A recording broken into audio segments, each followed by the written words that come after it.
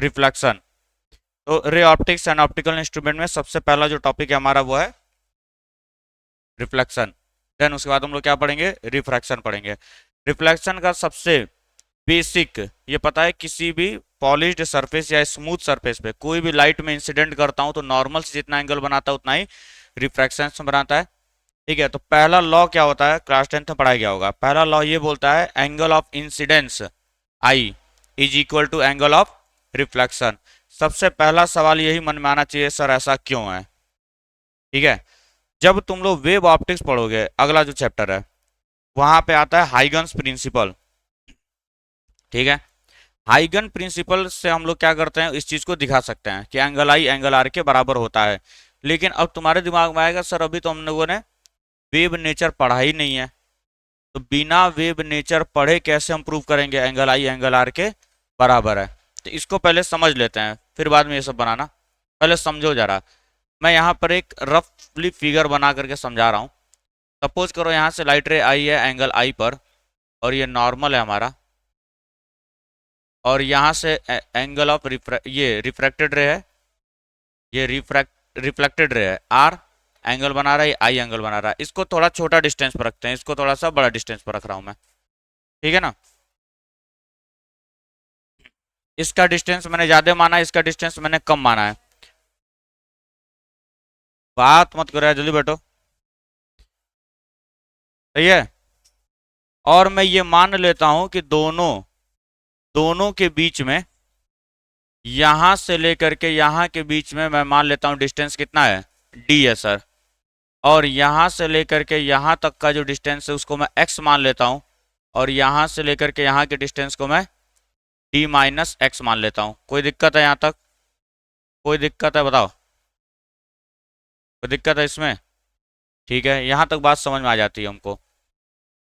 अब उसके बाद थोड़ा सा एनालिसिस हमको करना है। तो डिस्टेंस हमारा ये हो गया, हमें पता है। देखो इसमें ना एक साइंटिस्ट आते हैं, उनका नाम, तो एक साइंटिस्ट थे फॉर्मेट, उन्हीं ने ये बताया था। फॉर्मेट प्रिंसिपल क्या बोलता था कि light travels in shortest path possible, सबसे छोटे पाथ में वो ट्रेवल करता है लाइट। फॉर्मेट ने एक्सपेरिमेंटली इस चीज को बताया था उन्होंने। तो आओ इसको हम लोग देख लेते हैं पहले। मान लो ये हाइट हमारी h2 है, मैं अलग अलग हाइट लेके चला हूं, तुम चाहो तो सेम हाइट लेके भी चल सकते हो, कोई दिक्कत नहीं आएगी उसमें। ये हाइट h1 है। ठीक है, भाई पाइथागोरस थ्योरम, तुम क्या बोल सकते हो, ये हाइट h1, इस अगर ट्रायंगल की मैं बात करूं, यहां से देखो दो ट्रायंगल बन रहा है कि नहीं, एक ये ट्रायंगल बनेगा और एक ये बड़ा वाला ट्रायंगल बन रहा है। इस ट्रायंगल में नामकरण कर लेते हैं ए बी और सी। ए बी का लेंथ कितना हो जाएगा, ए बी कितना हो जाएगा, ए टू बी, हाइपोटेनस का काम कर रहा है कि नहीं इस ट्रायंगल में। तो perpendicular square plus base square कर सकते हैं कि नहीं। तो ए बी का लेंथ कितना हो जाएगा sir, root over X square plus h1 square बोल सकता हूँ, x square plus h1 square. और इसी तरीके से मैं बी सी का लेंथ क्या बोल सकता हूँ, बी सी का लेंथ बोल सकता हूँ मैं h2 square plus D minus X का स्क्वायर। पाइथागोरस थ्योरम लगाया गया है, तो डी माइनस एक्स का स्क्वायर प्लस h2 का स्क्वायर। ठीक है, अब देखो फॉर्मेट प्रिंसिपल ने क्या बोला था कि light travels in shortest path possible, मतलब सबसे छोटे पाथ में वो चलता है, सबसे छोटे पाथ में चलता है, मतलब path with respect to time is shortest. ठीक है, मैथ्स के बच्चे एप्लीकेशन ऑफ डेरिवेटिव पढ़े थे, जब भी किसी भी फंक्शन को शॉर्टेस्ट या लॉन्गेस्ट प्रूव करना होता है तो हम लोग क्या करते हैं, पहले फंक्शन बनाते हैं हम उसका, मतलब पाथ का पहले फंक्शन बनाया जाएगा, विद रिस्पेक्ट टू टाइम हम क्या करेंगे, उसको डिफ्रेंशिएट करेंगे, इक्वल्स टू जीरो दिखाएंगे, सेकंड डेरिवेटिव निकालेंगे, अगर वो ग्रेटर देन जीरो आता है डेट मीन्स मिनिमा होगा। लेकिन फिजिक्स में हम लोग सेकंड डेरिवेटिव नहीं निकालते हैं, बात समझ आ रही है। फिजिक्स में ये चीज है कि हम लोग उसका सेकंड डेरिवेटिव नहीं निकालेंगे, सिर्फ फर्स्ट डेरिवेटिव निकाल के इक्वल टू जीरो करके हम लोग वैल्यू को रखते हैं। सर फॉर्मेट ने क्या बोला, light travels in shortest path possible, सबसे छोटे पाथ में लाइट ट्रेवल करने वाला है। तो सर सबसे पहले मैं पाथ का फंक्शन बना लेता हूँ। पाथ क्या है, ए से बी आया, बी से सी गया कि नहीं, तो टोटल पाथ, या मैं उसको एल बोल देता हूँ, total path, total path L बोल देता हूं मैं इसको। कितना हो जाएगा, A B plus B C होगा कि नहीं होगा, सही जा रहा है। Root over X square plus H one का square plus root over D minus X whole square plus H two square. बात समझ में आती है क्या? इतनी इतनी बात समझ में आ जाती है। अब यहाँ पे ध्यान से जरा समझना। सर यहाँ हमें पता है L is function of length, जो है फंक्शन x का है कि नहीं है? x का, अरे ये तो कांस्टेंट है। ये और क्या चीज वेरिएबल, ये d, दोनों के बीच का डिस्टेंस कांस्टेंट है। x हमारा वेरी कर रहा है। सर कैसे वेरी कर रहा है? आप ध्यान से सुनना। मैं इसके एंगल को अगर बढ़ा देता, सपोज करो मैं यहाँ से लाता लाइट रे को, एंगल बढ़ता तो x बढ़ता या d बढ़ता कि नहीं बढ़ता? बढ़ता कि नहीं? d वेरी करता कि नहीं? अगर मैं इन दोनों लाइनों को ऐसे कर देता और ज्यादा एंगल पे लेकर के आता, तो ऑब्वियस सी बात है d बढ़ जाता, d की वजह से x भी वेरी करता कि नहीं?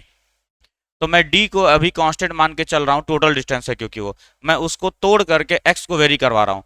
मतलब यहां से पता चल रहा है L is function of x। L किसका फंक्शन है? x का है। तो मैं x के रिस्पेक्ट में क्या करूंगा? इसको डिफ्रेंशिएट करूंगा, dl बाई dx। ठीक है, इसका डिफ्रेंशिएशन प्लस इसका डिफ्रेंशिएशन, इसका डिफ्रेंशिएशन क्या हो जाएगा? 1/2 root X square plus H one square into X square का क्या हो जाएगा? 2x हो जाएगा कि नहीं? बोलो, चेन रूल लगाया गया है। रूट एक्स का डिफ्रेंशिएशन जो होता है, देखो यहाँ पे d बाई D X of root X का मतलब क्या हो गया? d बाई डी एक्स ऑफ एक्स की पावर 1/2। और क्या होता है x की पावर n का? क्या होता है? n, x की पावर n माइनस वन। तो 1/2 x की पावर माइनस 1/2 होगा, और ये क्या हो जाएगा? x की पावर माइनस 1/2 नीचे आएगा और रूट एक्स बनाएगा कि नहीं? तो ये याद भी करवाया जाता है बच्चों को कि d बाई डी एक्स और रूट एक्स क्या होता है? 1/2 रूट एक्स हो जाता है। तो यही चीज लिखा मैंने। रूट एक्स का डिफरेंशिएशन क्या होगा? 2 रूट एक्स, ये पूरे की पूरी वैल्यू आ गई। फिर चेन रूल से एक्स स्क्वायर का कितना हो जाएगा? 2x हो जाएगा कि नहीं?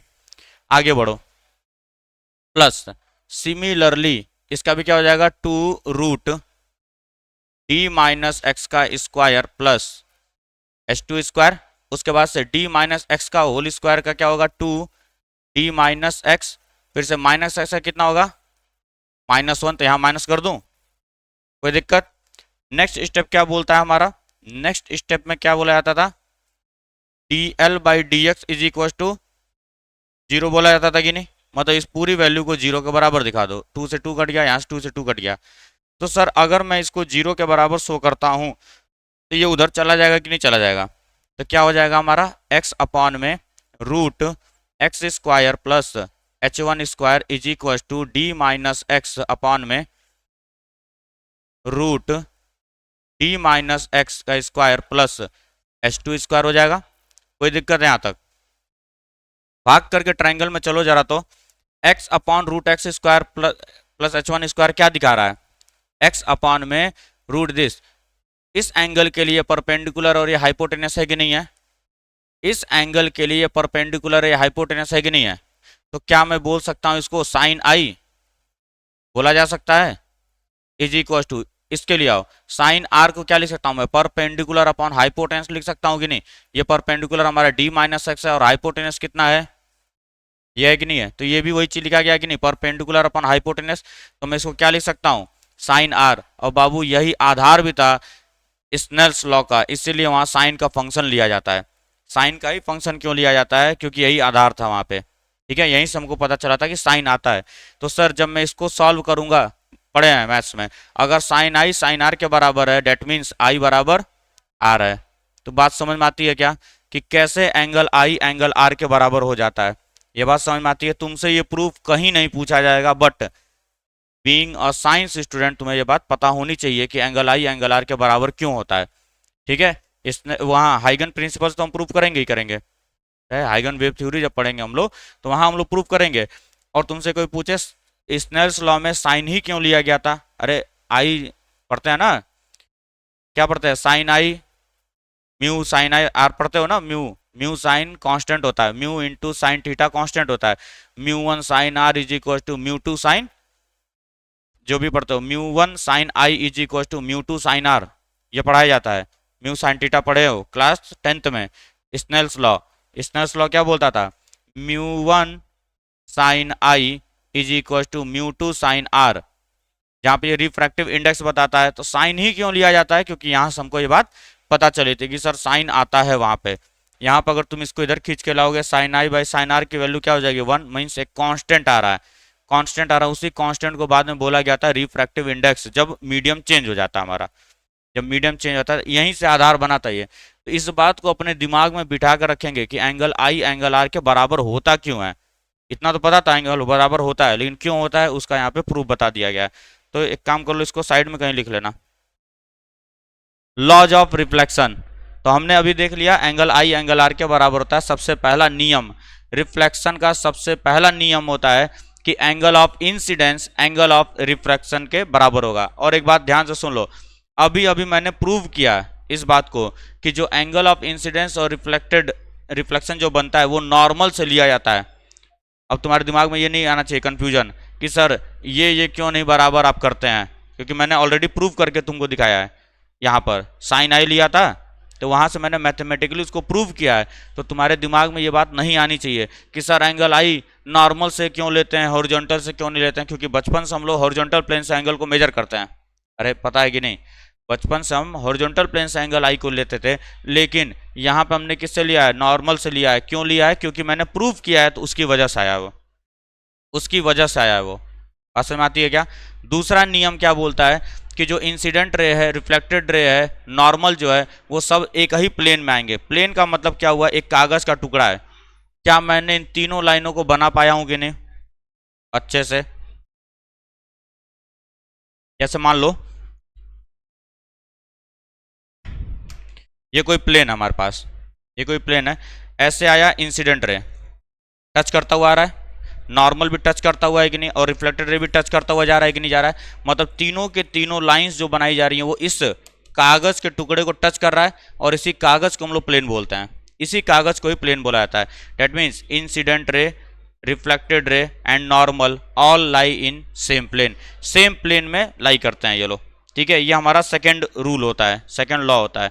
अब स्फेरिकल मिरर जो है फ्रेश टॉपिक है, उसको कल देखा जाएगा। उससे पहले प्लेन मिरर एक बार देख लेंगे, उसकी प्रॉपर्टीज लिख लेंगे, प्लेन मिरर की क्या क्या प्रॉपर्टीज होती हैं। ठीक है।